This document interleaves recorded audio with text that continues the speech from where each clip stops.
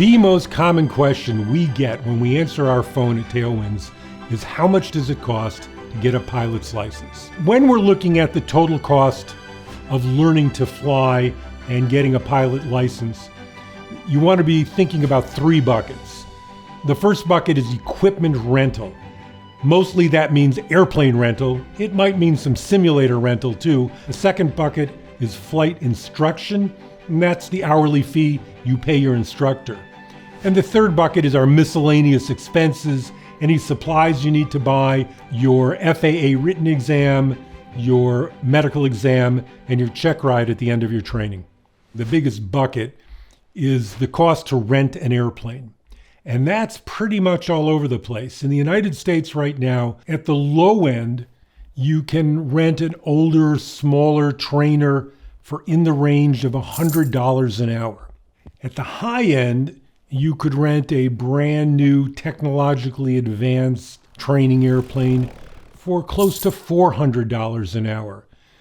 So you can already see $100 an hour, $400 an hour.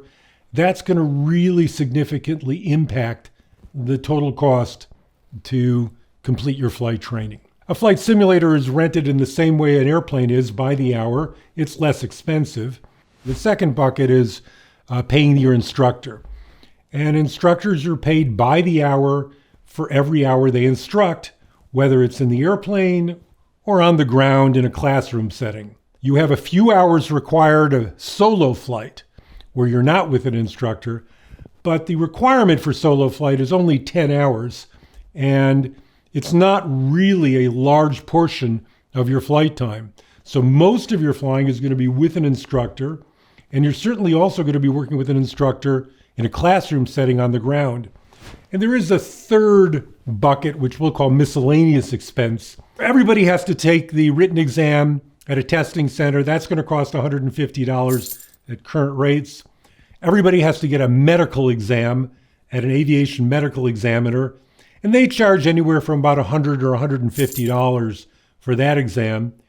And everybody has to take what's called the practical test or the final exam.